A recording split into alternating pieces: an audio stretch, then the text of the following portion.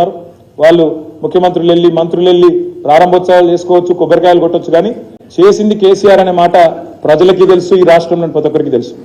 26,000 మెగావాట్లకు దాదాపుగా వచ్చే డిసెంబర్ నాటికి 2024 సంవత్సరం డిసెంబర్ నాటికి విద్యుత్ స్థాపితలు ఎక్కడ 26,000 మెగావాట్లు.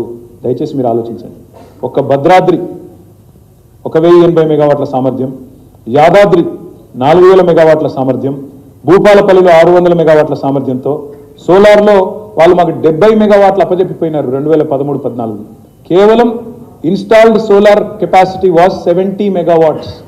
ఈరోజు 6,106 మెగావాట్ల స్థాయికి సాంప్రదాయేతర ఇంధన వనరులను కూడా ప్రోత్సహించిన ప్రభుత్వం తెలంగాణ ప్రభుత్వం అనే మాట నేను మీకు విజ్ఞప్తి చేస్తాం. సాగునీటి రంగం కేసీఆర్ గారు, కేసీఆర్ అంటేనే కే అంటే కాలువలు, సి అంటే చెరువులు, ఆర్ అంటే రిజర్వాయర్ల చందాన సాగునీటి ప్రాజెక్టుల మీద మొత్తం మేము పెట్టిన ఖర్చు 1,76,000 కోట్లు. అందులో పెండింగ్ 1,76,000 కోట్లు.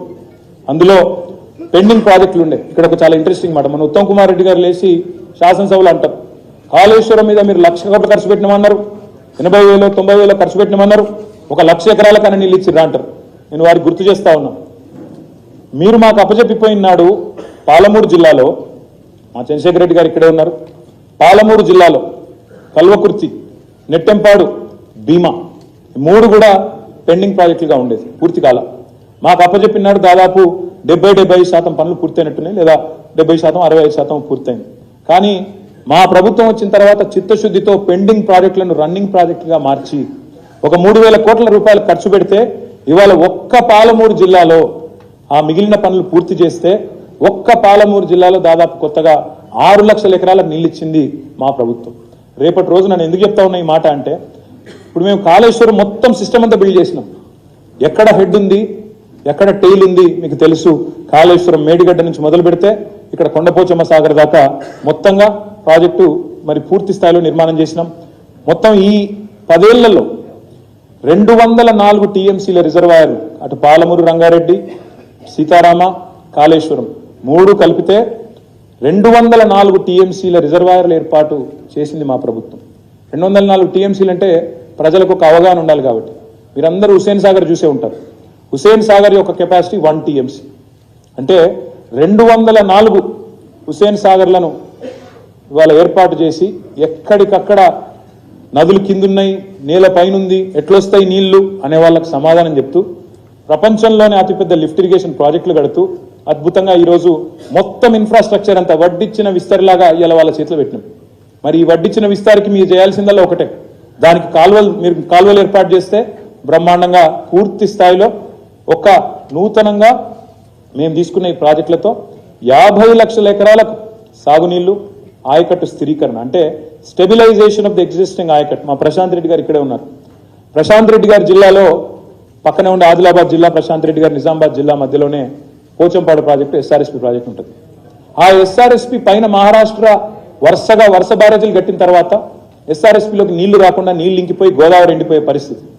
ఇవాళ కేసీఆర్ గారి భగీరథ ప్రయత్నంతో కాళేశ్వరం నుంచి నీళ్లు రివర్స్ పంపింగ్ ద్వారా ఒక 1,000 కోట్ల రూపాయలతో రివర్స్ పంపింగ్ చేస్తే ఆయకట్టు మొత్తం ఎస్ఆర్ఎస్పీ ఆయకట్టు స్థిరీకరించబడి ఇవాళ టెయిలెండ్, కోదాడ, తుంగతుర్తి, సూర్యాపేట, డోర్నకల్లు, మహబూబాబాదు, మా పాలకుర్తి, దయాకర్రావు గారు కూడా ఇక్కడే ఉన్నారు, వారందరికీ నీళ్ళు ఇచ్చిన ప్రాజెక్టు కాళేశ్వరం.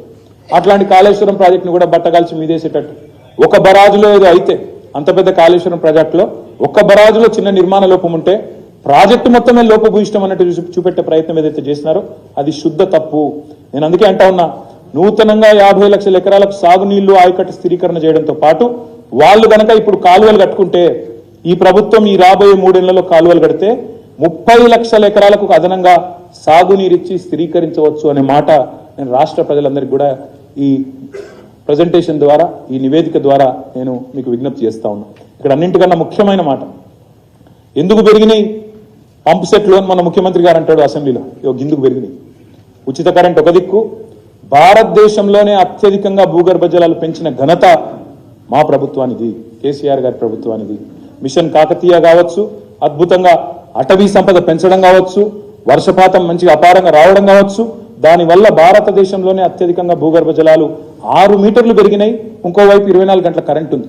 కాబట్టి రైతులు సహజంగానే యాడికెళ్ళో నీళ్లు తెచ్చుకోకుండా తమ పొలంలో తాము మంచిగా బోరేసుకొని బోరు మందం ఖర్చు పెట్టుకొని ఫ్రీగా కరెంటు, ఫ్రీగా పెట్టుబడి, ఫ్రీగా ధీమాగా వ్యవసాయం చేసుకునే పరిస్థితి ఉన్నప్పుడు తప్పకుండా 18 లక్షలు 19 లక్షల పంపు సెట్లు 27 లక్షలు అవుతాయి. తప్పేమున్నదల్లా? మీ హయాంలో మీరు కాలువల మీద పోయి మోటార్లను వైర్లు కోసి మోటార్లను ఆనాడు మా ఎస్ఆర్ఎస్పి కాలువల మీద, కాకతీయ కాలువల మీద తన్ని పారేసేది. ఆనాడు రైతులు విద్యుత్ చౌర్యం చేస్తున్నారని చెప్పి మోటార్లు ఎత్తుకపోయి పోలీస్ స్టేషన్లలో పెట్టేది కాంగ్రెస్ ప్రభుత్వం. మేము ఆ తప్పు చేయలేదు. సమృద్ధిగా బ్రహ్మాండంగా నీళ్ళు ఇచ్చినాం. నీళ్ళు ఇవ్వడంతో పాటు అన్నింటికన్నా ముఖ్యం ఈ పని చేసినాం. ఈ ప్రాజెక్టుల మీద పెట్టిన ఖర్చు కేవలం సాగునీటి మీద పెట్టిన ఖర్చే కాదు.